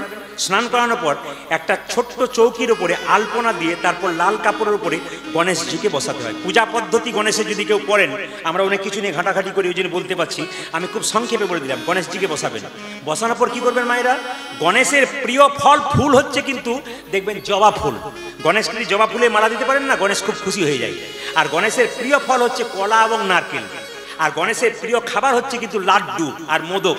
এটা গণেশকে দিলে গণেশ খুব খুশি হয়ে যায়। গণেশকে যখন বসাবেন বাড়িতে পুজো করার সময় উত্তর পূর্ব মুখে বসাবেন, মানে যেটাকে ঈশান কোণ বলা হয়। উত্তর পূর্ব মানে ঈশান কোণে বসা হয়। এই জন্য গণেশের পূজা আপনারা বাড়িতে বাড়িতে করুন। একটা ঘট পাতুন, গণেশজিকে আহ্বান করুন। আর ওং গাং গণেশায় নমঃ এই কথাটি আপনি 3 বার বলবেন। ওং গাং গণেশায় নমঃ। 108 বার বললে ভালো, অত সময় নেই, আপনারা 3 বার বলবেন।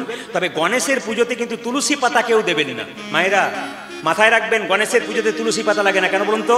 গণেশ সিদ্ধান্ত নিয়েছিল, একদিন ধ্যান করছিল, আমি জীবনে বিয়ে করব না। কিন্তু তুলসী দেবী ওই রাস্তা দিয়ে পেরোতে পেরোতে গণেশকে দেখে আকৃষ্ট হয়ে বলল, আমি তোমাকে বিবাহ করতে চাই।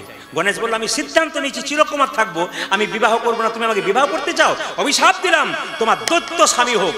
ওই জন্য দেখবেন গণেশের অভিশাপে তুলসীর স্বামী দৈত্য শঙ্কচূড় হয়েছে। গণেশের অভিশাপে সে যখন থেকে অভিশাপ দিয়েছে তুলসীকে, তুলসীও সিদ্ধান্ত করেছে, তোমাকে অভিশাপ দিলাম, তুমি যে বিয়ে করবো না বলেছিলে, তোমার একের চাইতে অধিক বিয়ে হবে। এই জন্য গণেশের দুটো বউ, একটা ঋদ্ধি একটা সিদ্ধি। গণেশজির ডান দিকে দেখবেন সিদ্ধি বসে থাকে, আর বাঁ দিকে ঋদ্ধি বসে থাকে। আচ্ছা বলুন তো মায়েরা, আপনাদের এখানে নাই, এক জায়গায় আমি গান করতে গেছিলাম, তো স্বামী বসে আছে, দুজন স্ত্রী, দুজন বিয়ে করেছে, তো ডান দিকে একজন বাঁ দিকে একজন। স্বামী এরকম করে বসে আছে সোজা, তখন ডান দিকে যে বসে আছে, এই দিকে তাকাও। আবার বাঁ দিকে জন বলছে, ওই দিকে কি দেখছো, এই দিকে তাকাও। এখন দেখুন, গণেশ যখন সিদ্ধির দিকে তাকায় তখন গণেশের সুরটা ডান দিকে চলে যায়, আর গণেশ যখন ঋদ্ধির দিকে তাকায় তখন গণেশের সুরটা বাঁ দিকে যায়। ওই জন্য গণেশের দেখবেন দুরকম সুর দেখতে পাবেন, কোথাও কোথাও ডান দিকে, কোথাও কোথাও বাঁ দিকে। আপনার প্রশ্ন করবেন কোন দিকে সুরটা বাড়িতে রাখবো। দেখুন এবার কোনটা রাখবেন আপনাদের বিচার। বলছে গণেশ সিদ্ধিদাতা গণেশ যিনি, ডান দিকে সুর সিদ্ধিদাতা গণেশ। আর ঋদ্ধি মানে সমৃদ্ধি বাড়ায়, ঘরের সমৃদ্ধি, সংসারের সমৃদ্ধি বাড়ায় যদি বাঁ দিকে সুর থাকে। আপনার বিচার করুন, আপনার বাঁ দিকে রাখবেন না ডান দিকে রাখবেন, সেটা আপনাদের বিচারের মধ্যে আমি রেখে দিলাম। বলুন গণেশ দেব কি, গণেশ দেবতা কি, গণেশ দেবতা কি? রাধারানী বলছে, আমি 1 জন্মে কাঁদি নাই, 4 জন্মে কেঁদেছি। কেঁদে কেঁদে দিন কেটেছে। আমি গানের মাধ্যমে বলে দেবো, একটু মনে নেবেন। রাধারানী 4 জন্মে কাঁদছে। কেঁদে কেঁদে দিন কেটেছে, আমি এমনি হত ভাগিনী, চারি যুগে আমি বড় মন্দ ভাগিনী। আজ চারি যুগে আমি বড় মন্দ ভাগিনী। কেঁদে কেঁদে দিন কেটেছে,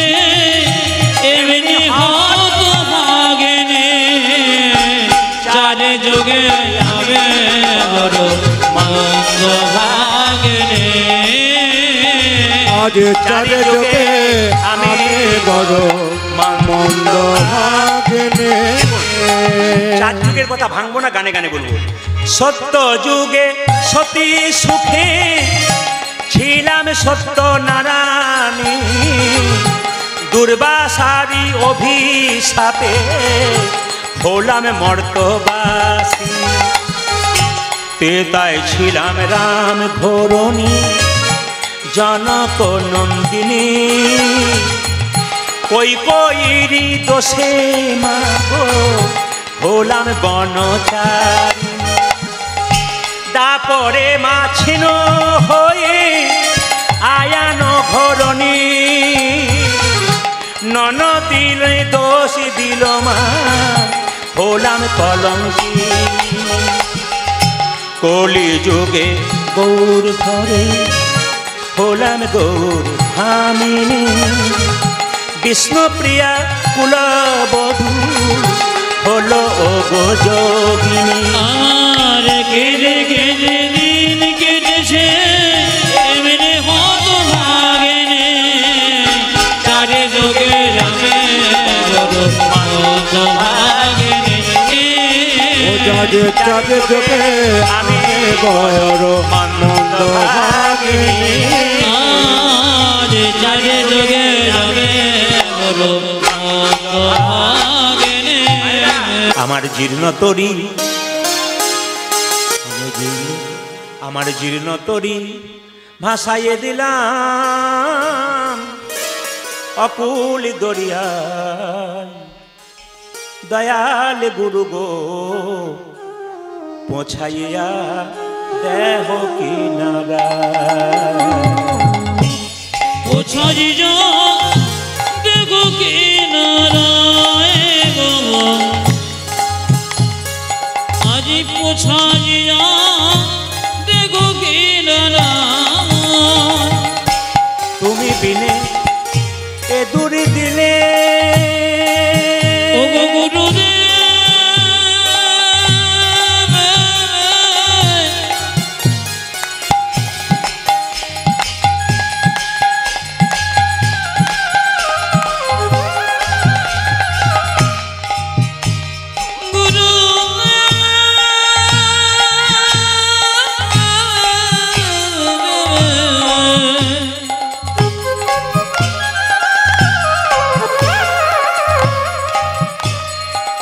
ও গো গুরু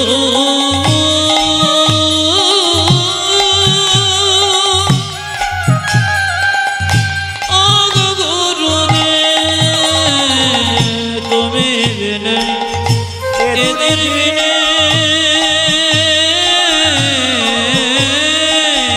কেহ নাই আমার। আজ পোছাজি যা দেখো কিনারায় গো, ও চাঁদিয়া দেও কিনারায় গো।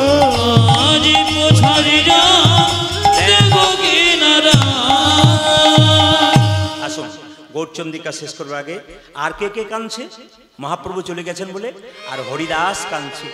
আজি কাঁদিছেন হরিদাস, আজি কাঁদিছেন হরিদাস, দুই আখি দিয়া রে। ওই আমার কাঁদিছেন হরিদাস, আমার দোজা খিমো দিয়া মুদিয়া রে।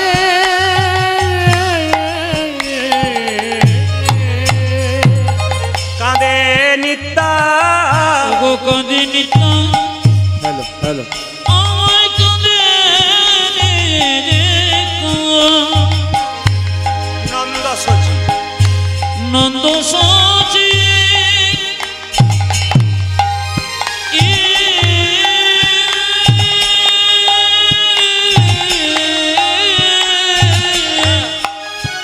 আমার মুখ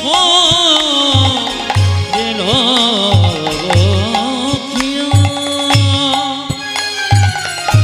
কাঁদে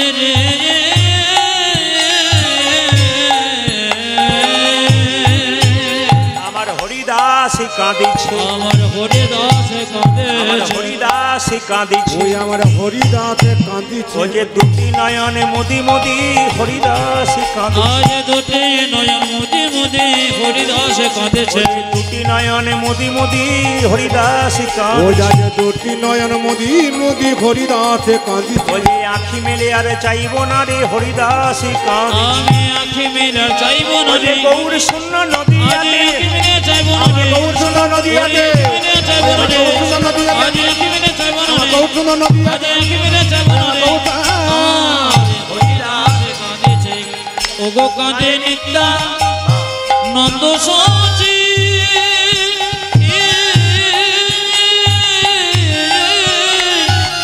আজ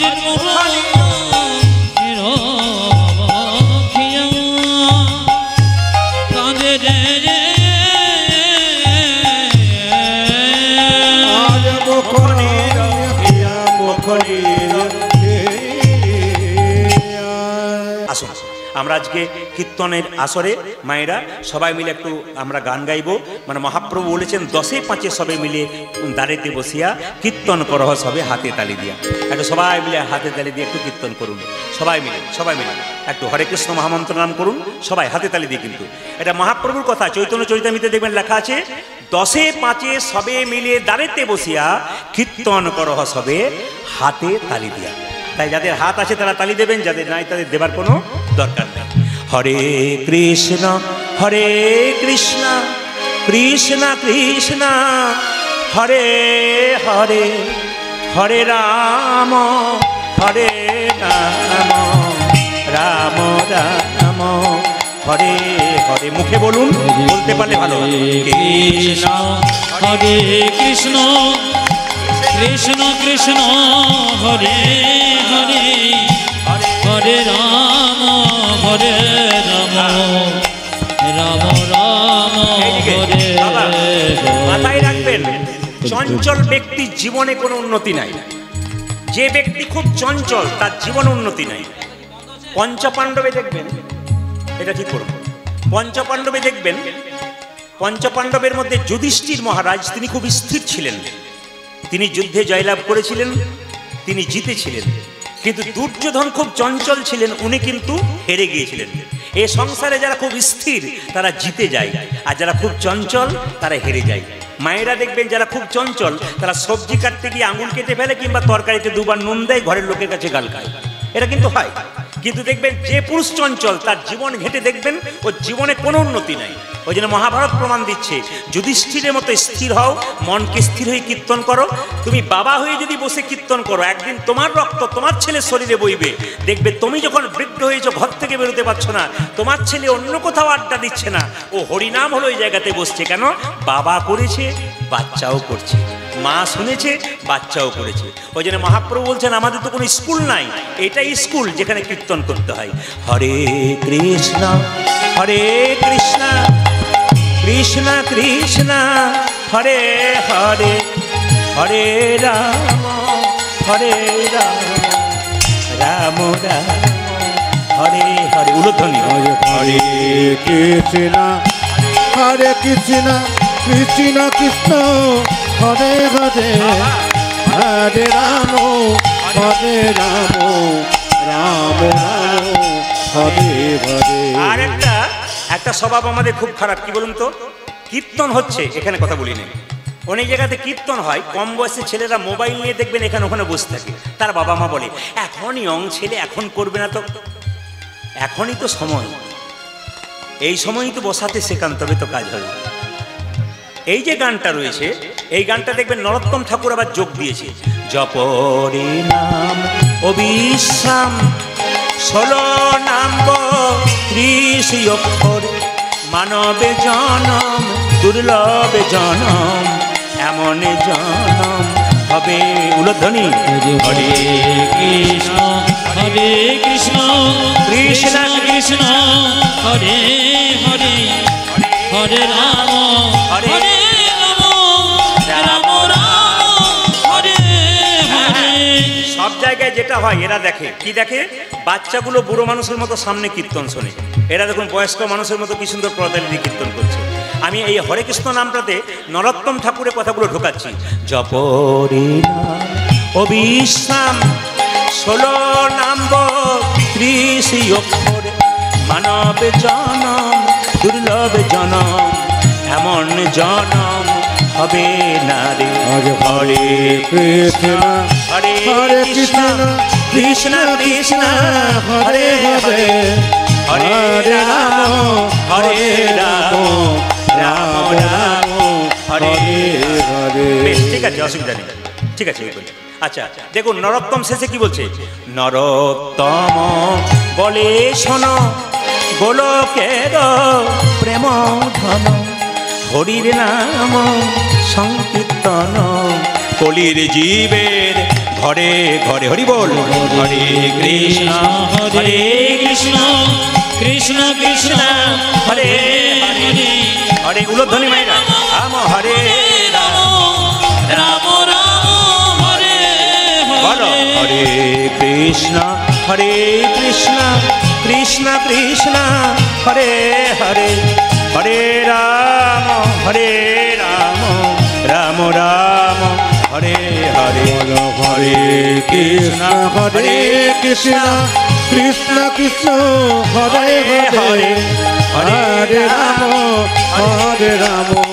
রাম রাম হরে হরে মধুময় কীর্তন করিতে নদিয়া কীর্তন করিতে নদীয় হরিবাসু ঘোষে কহে ঘোষে কহে আমার হিয়া ফাটি যা ফাটি ওগো হরিবাসু দে দে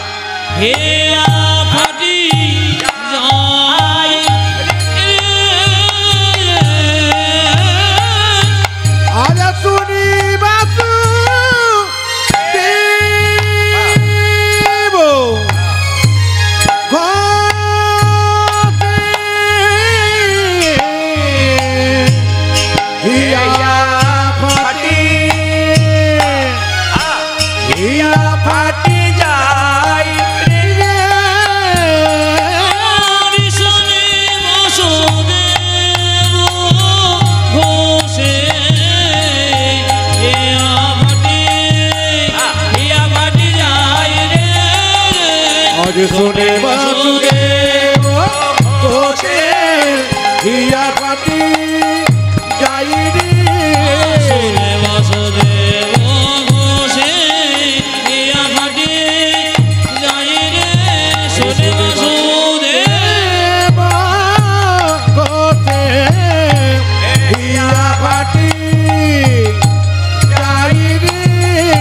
শুনে বাসুদেব ঘোষে হিয়া ফাটি যাই রে দেব ঘোষে হিয়া ফাটি যাই রে আরে শুনে বাসুদেব ঘোষে হিয়া ফাটি যাই রে আরে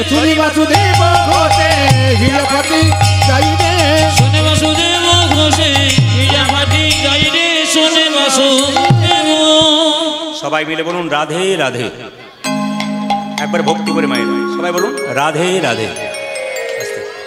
দেখুন আরেকবার সবাই মিলে মায়ের আত্মা শান্তির জন্য কয়েক সেকেন্ড নীরবতা পালন করব। যিনি চলে গেছেন তার জন্য আপনারা সবাই ভগবানের কাছে প্রার্থনা করুন যেন তার আত্মা শান্তি হয়। একটা কথা না বললে নয়, আপনারা মানিক দাসকে চিনতেন, তারই ভাই আমাদের দাদা।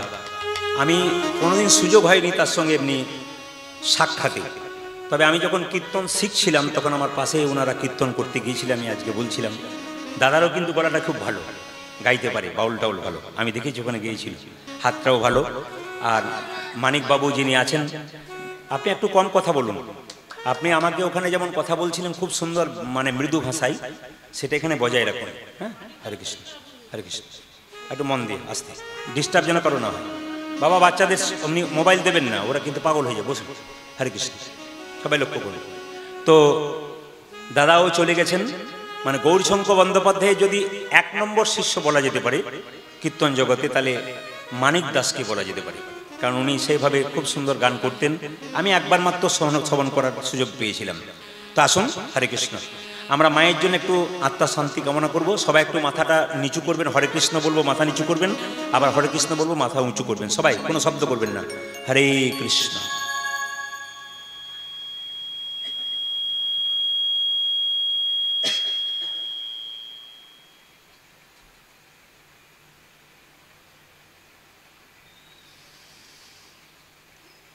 हरे कृष्ण। राधे राधे बोलूं, राधे राधे। आरो जोर से बोलना पड़ेगा, आरो जोर से बोलना पड़ेगा। चलो रे मन वृंदावन धाम, चलो रे मन वृंदावन धाम, रति जा राधे राधे नाम, मिलेंगे कुंज बिहार, मिलेंगे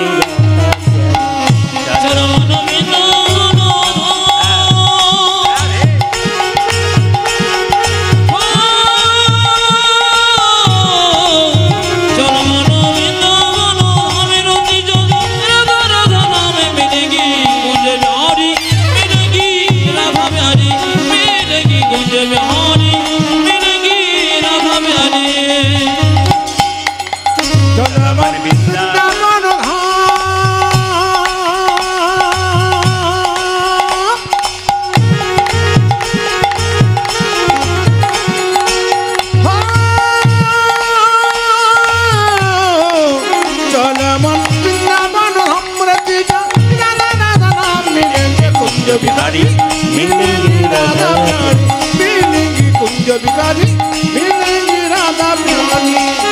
सारे धाम से प्रिय वृंदावन धाम है, सबसे मीठा मधुर राधा नाम है। ओ सारे धाम से, सारे धाम से, सारे धाम से प्रिय वृंदावन धाम है, सबसे मीठो मधुर से राधा नाम है। सब धाम से, सब धाम से, ओ जे सब धाम से प्रिय वृंदावन धाम है, सबसे मीठा मधुर राधा नाम है। ओ सब धाम से, ओ देखो सब धाम से, देखो सब धाम से प्रिय वृंदावन धाम है, सबसे मीठो मधुर राधा नाम है। तेरी पूर्ण होगी कामरति राधा राधा नाम, तेरी पूर्ण होगी कामरति राधा नाम, तेरी पूर्ण होगी कामरति राधा राधा नाम, वो तेरी पूर्ण होगी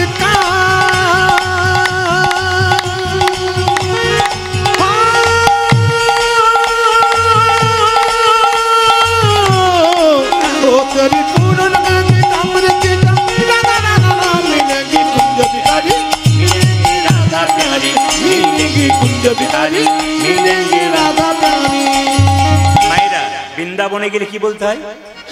জোরে বলুন, রাধে রাধে। আপনি বৃন্দাবনে যাবেন, টোটোতে চাপবেন, যতই টাকা পয়সা দিন না কেন, রাধে রাধে রাধে রাধে বলতে হবে। মায়েরা সবাইকে চলো মন বৃন্দাবন ধাম, রতি যা রাধা রাধা নাম, মিলেंगे कुंज बिहारी, मिलेंगे राधा प्यारी। चलो मन वृंदावन धाम, रति जा राधा राधा नाम, मिलेंगे कुंज बिहारी, मिलेंगे राधा प्यारी, मिलेंगे कुंज बिहारी, मिलेंगे राधा प्यारी, मिलेंगे कुंज बिहारी, मिलेंगे राधा प्यारी। चलो मन वृंदावन धाम, रति जा राधा राधा नाम, मिलेंगे कुंज बिहारी, मिलेंगे राधा प्यारी, मिलेंगे कुंज बिहारी, मिलेंगे राधा प्यारी। সবাই সবাই মিলে বলুন রাধে রাধে। আর বেশির দিকে যাব না, সংক্ষেপের মধ্যে যাব। একবার জোরে বলুন রাধে রাধে, আরো জোরে বলুন রাধে রাধে। আসুন, আজকে কিন্তু একজন আমাকে জিজ্ঞেস করছিলেন কি পালা করবেন। তো কীর্তনে কিন্তু কোনো পালা হয় না। কি হয়? কীর্তনের লীলা হয়। পালা তো নাটকের হয়, যাত্রার হয়, আর পালা আমাদের জীবনের হয়। একটি যাওয়ার পালা আর একটি আসার পালা, নাকি? আচ্ছা, যারা কীর্তন শুনতে এসছেন তাদের কোন পালা শেষ হয়েছে, আসারটা না যাওয়ারটা? জোরে বলুন কোনটা শেষ হয়েছে, ভেবে বলবেন, আসারটা না যাওয়ারটা? কোনটা? আসা যাওয়া তো পালা আমাদের দুটো। তা আপনারা যারা কীর্তন শুনতে এসছেন তাদের কোন পালা শেষ হয়েছে, আসারটা না যাওয়ারটা? অনেকে বলছে ফোন নাম্বারটা দেবেন, কালকে বলে দেবো। আসারটা শেষ হয়েছে, বাকি আছে কোনটা? জোরে বলুন। হ্যাঁ যাওয়ারটা, দাঁড়ান, বাকি আছে কোনটা জোরে বলুন? যাওয়ারটা। এতই যদি বুঝছেন যাওয়ারটা বাকি আছে, সাদা চুলে গোদরেজ নিচ্ছেন কেন? যদি বুঝছে বাজার। সবচাইতে দুঃখের ব্যাপার, যখন মৃতদেহ রাস্তা দিয়ে নিয়ে যায় বল হরি হরি বল বলে, তখন দেখবেন মায়েরা, তখন দেখবেন আমরা সবাই প্রণাম করি। আর প্রণাম করে কীভাবে বলুন তো? ও বোধহয় গেল, আমি বোধহয় যাবই না। কিন্তু যিনি মাচাই হেলতে দুলতে গেলেন, তিনি মরেন নাই, শুধু আপনাকে জানিয়ে দিয়ে গেলেন, আমি যেমন হেলতে দুলতে গেলাম, তোমার মতো সংসারে অনেক দিন ছিলাম, তুমি আমাকে দেখে শিখে নাও, একদিন তোমাকেও কিন্তু আমার মতো যেতে হবে। শ্মশানের চিতার সামনে যখন তাকে দেওয়া হয়, তখন কিন্তু তিনি শিক্ষা দেন যে যতই তুমি ছপ্পর খাটে শুয়ে থাকো, একদিন শেষ জায়গা তোমার চিতাতে হবে। তাহলে মরে যায় না, শিক্ষা দিয়ে যায়। আসুন, আজকে অনেক আলোচনার পর আমি সাধ্যবাড়ির গান মান মাথুর দান, এর মধ্যে মাথুর গানটি বড় ভারী গান, কিন্তু অনেকে বললেন ভারী গান বুঝতে পারবে তো, আমি অতি সহজ করে বোঝানোর চেষ্টা করব। মায়েরা, মাথুর লীলা, লীলাটির নাম সবাই শুনবেন। ভগবান শ্রীকৃষ্ণ রাধারানীকে ছেড়ে 100 বছরের জন্য বৃন্দাবন থেকে মথুরায় গিয়েছিলেন। এখন দেখুন, আপনারা মা কালীকে মা বলেছেন, মা দুর্গাকে মা বলেছেন, মা মনসাকে মা বলেছেন, কিন্তু রাধাকে কেউ মা বলেছেন? জোরে বলবেন। হ্যাঁ, হরে কৃষ্ণ। রাধাকে কেউ মা বলেছেন? কোনদিন বলেছেন রাধা মা তুমি ভালো থেকো বা ভালো রেখো বলেছেন? বলেননি। রাধাকে কেন মা বলা হয় না, এতে উত্তর পাবেন। আর কৃষ্ণ কেন, রাধারানী কেন 100 বছরের জন্য কৃষ্ণকে হারালো, একটা প্রমাণ দেখুন। কি প্রমাণ? একদিন কৃষ্ণ রাধাকে ছেড়ে বিরজার কুঞ্জে লীলা করছে, ভেতরে দরজা বন্ধ। শ্রীরামকে বলছে, শ্রীরাম দরজায় দাঁড়িয়ে থাক। কেন? যদি কেউ আসে আমার খবর নিতে, তাহলে আমার অনুমতি ছাড়া প্রবেশ করতে দিবি না। মায়েরা, একজন কিন্তু বিনা বাজিয়ে খালি একই কথা বলে বেড়ায়, নারায়ণ না। বলুন তো কে? জোরে বলুন। এমনভাবে বলছেন যেন আপনাদের পাড়ার লোক বোধ হয়। না না, নারদ মানে কি যে এর কথা ওকে ওর কথা, না না ওটা নয়, ওটা তো আমাদের পাড়াতে পাড়াতে দেখা যায়। কিন্তু কোন নারদের কথা বললাম? যে ভক্ত ভগবানের মধ্যে মিলন ঘটিয়ে দেয়। সেই নারদমুনি বিনা বাজিয়ে চললো কোথায়? নারায়ণ নারায়ণ করে। কোথায় না? কৃষ্ণ যেখানে বিরজার কুঞ্জে লীলা করছে, শ্রীরাম যেখানে দাঁড়িয়ে আছে সেখানে চললো। তিমি রবিদারি অলোক বিহারী নামের বর্ণে বর্ণে শোভা।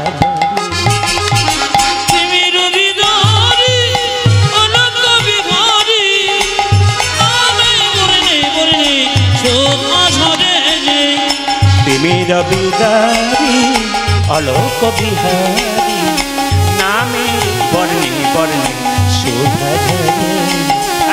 তিমি রবিদারি অলোক বিহারী নামের বর্ণে বর্ণে শোভা ঝরে। দয়াল শ্রীরামণি করুণার খনি তুমি, দয়াল শিরোমণি করুণার খনি। দয়াল শ্রীরামণি করুণার খনি। ও তুমি দয়াল শিরোমণি করুণার খনি। তব পদাশিস দাও কৃপা করে নামের বর্ণে বর্ণে শোভা ধরে। তিমি রবিদারি অলোক বিহারী নামের বর্ণে বর্ণে শোভা ঝরে। তিমি রবিদারি অলোক বিহারী নামের বর্ণে বর্ণে শোভা ঝরে। আমার নামে বর্ণে বর্ণে শোভা ঝরে। নামের বর্ণে বর্ণে শোভা ঝরে। নারায়ণ নারায়ণ না। শ্রীরাম, এ প্রভু কোথায়? শ্রীরাম দাঁড়িয়ে আছে। মায়েরা বলবেন কৃষ্ণ কার সঙ্গে লীলা করছে? নাম কি? বিরজা। যখন ভেতরে শ্রীরাম দরজা খোল, শ্রীরাম বলল দরজা ছাড়বো না। সঙ্গে সঙ্গে নারদমুনি বলল, তুই আমাকে দেখে দরজা ছাড়বি না, এমন একজনকে পাঠিয়ে দেবো যে এলে কিন্তু দরজা ছাড়তে বাধ্য। বলে কাকে? রাধা রানীকে। আচ্ছা মায়েরা, নারদের বাহনের নাম কি? ঢেকি। চলছে নারদ কোথায়? রাধারানীকে খবরটা দেবার জন্য। ও রাধে, তোমাকে ছেড়ে কৃষ্ণ বিরজার কুঞ্জে লীলা করছে। ও গো চলে বৃন্দাবনে ঢেকির বাহনে, বদনেতে কৃষ্ণ নাম। চলে যায় আমার চলে বৃন্দাবনে ঢেকির বাহনে, বদনে কৃষ্ণ নাম। তবে আপনাদের একটা ভালো জিনিস দেখলাম, এখানে কোনো মাতাল নাই। আপনাদের হাসিতেই বুঝতে পেরেছি পার্টি আছে। আর শুধু আপনাদের হাসিতে নয়, আমি তো আগেই বুঝতে পেরে গেছি আছে। কারণ এগুলো আমাদের মাঝে মাঝে দেখতে হয়, তো টেস্ট করে দেখতে হয়। চলে বৃন্দাবন বাহনে বদনে কৃষ্ণ নাম হরিনাম। চলে বৃন্দাবনে ঢেকির বাহনে মদনেতে কৃষ্ণ নাম। রাধা রানীর কাছে দাঁড়ালো গিয়া কর জোরে করে প্রণাম। রাধা রানীর কাছে দাঁড়ালো গিয়া কর জোরে করে প্রণাম। ওই যে রাধা রানীর কাছে দাঁড়ালো গিয়া কর জোরে করে প্রণাম। ওই আমি রাধা রানীর কাছে দাঁড়ালো গিয়া কর জোরে করে প্রণাম। ও যে মা গো আমার প্রণাম এলো, আজ মা গো জামাই প্রণাম এলো। মা গো আমার প্রণাম এলো। ও চাচা মা গো আমার প্রণাম লহ। কর জোরে নারদ মুনি বলি মা গো আমার প্রণাম এলো। জোরে নারদ মুনি বলি মা গো আমার প্রণাম এলো। কর জোরে নারদ মুনি বলে, মা গো আমার প্রণাম এলো। কর জোরে নারদ মুনি বলে, মা গো আমার প্রণাম এলো। মা গো আমার প্রণাম লহ। তাহলে নারদ মুনি মা বলল কাকে? রাধাকে। আপনারা বললেন মা বলতেন। রাধারানীকে কৃষ্ণ, রাধারানীকে নারদ মুনি মামি বলতো, কৃষ্ণকে মা মামা বলতো। তাহলে দেখুন, মামিকে মা বলা যায়, কিন্তু কখন থেকে রাধাকে মা বলা যায় না। দেখুন, রাধারানীকে বলল মামি, তোমাকে ছেড়ে মামা বিরজার কুঞ্জে লীলা করছে।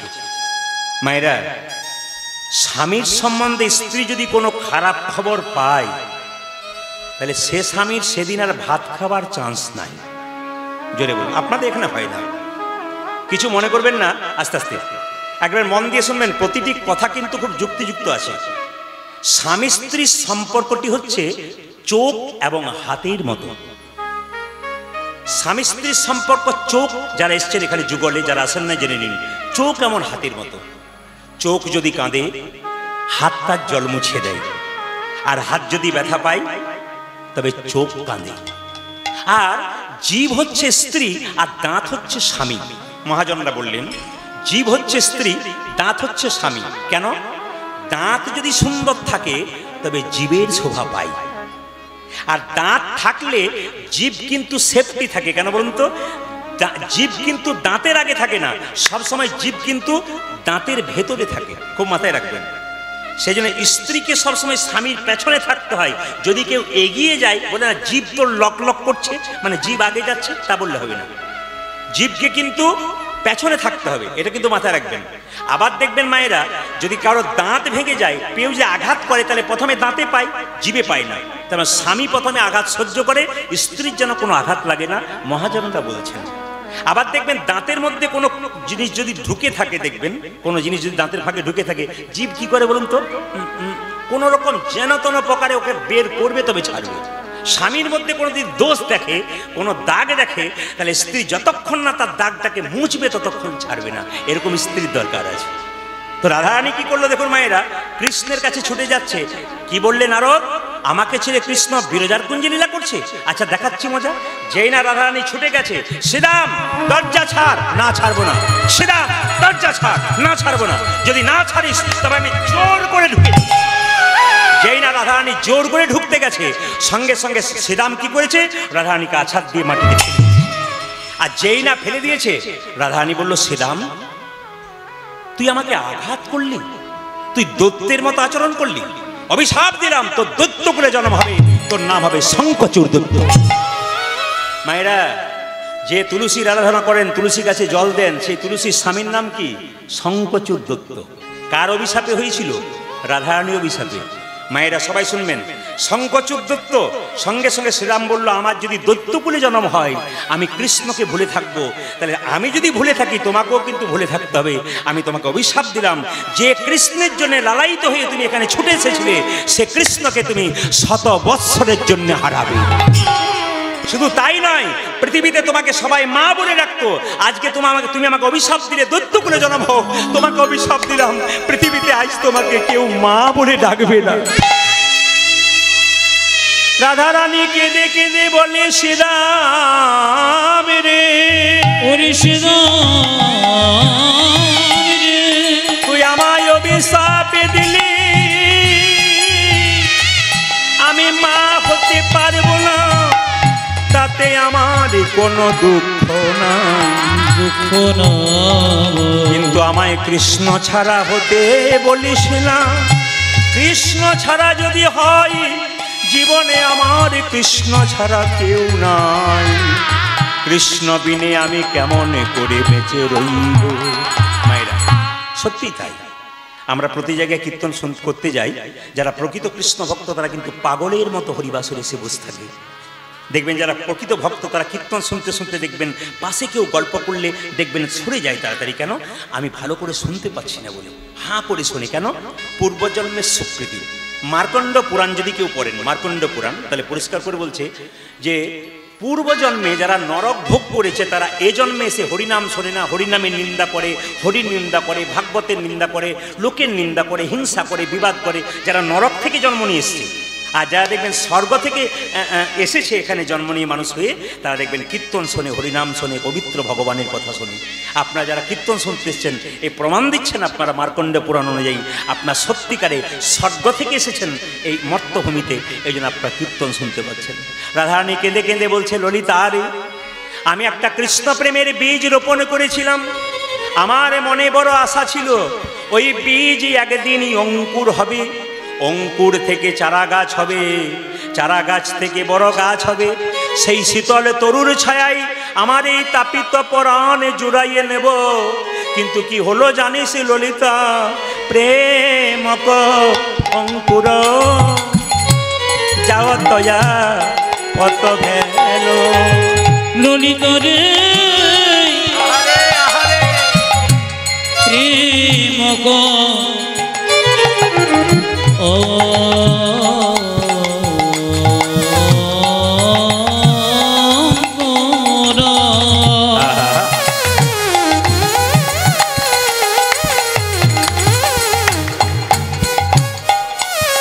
সখী যাবত অত ভেল না ভেলো, না ভেলো যুগল পলাশ। না ভেলো, না ভেলো যুগল পলাশ, যুগল পল্লব হতে পেল না রে,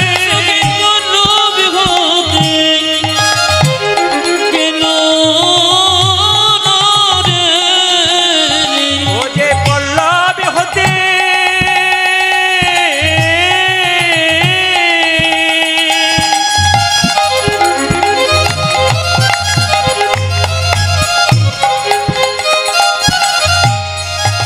ও যে পল্লব হতে পেল না রে, যুগল পল্লব হতে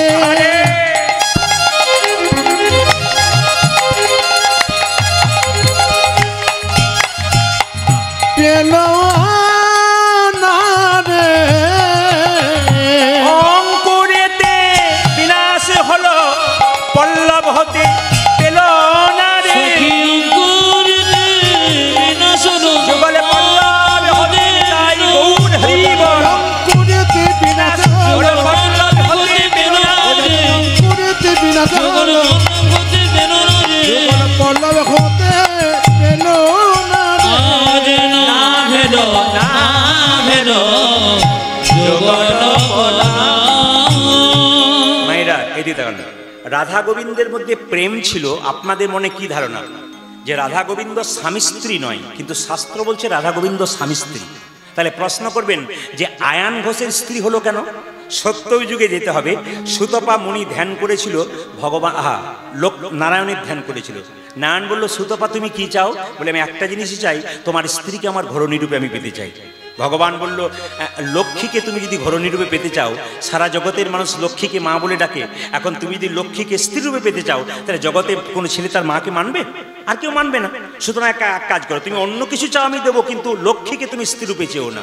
সুতপা বলল, আমি কিন্তু এইটাই চাইবো, যদি না দাও তবে ধ্যান করে বসেই থাকবো। ভগবান মনে মনে ভাবলো, তুমি যদি বুনোল তাহলে আমি বাঘা তেঁতুল। তোমাকে আমি বলে দিলাম যে আগামী পরে আমার রাধারানী তোমার ঘরণী হবে, আর তুমি হবে আয়ান ঘোষ, কিন্তু তুমি হবে নপুংসক। মানে আসলে কৃষ্ণ এবং রাধারানীর সম্পর্ক স্বামী স্ত্রীর। মানে কি, স্ত্রীকে পাঠিয়েছে কিন্তু স্বামী নপুংসক। এখানে প্রমাণটা আপনাদের জানতে হলো যে পূর্বজন্মে আয়ান কে ছিল, ধ্যান করেছিল বলে পেয়েছিল। এখন লক্ষ্য করুন মায়েরা, ভগবান শ্রীকৃষ্ণ 100 বছরের জন্য যখন রাধারানীকে ছেড়ে চলে গেছে, রাধারানী কেঁদে কেঁদে বলছে, ওরে ললিতা, আমার আর আমার বধুর প্রেমটি কেমন জানিস?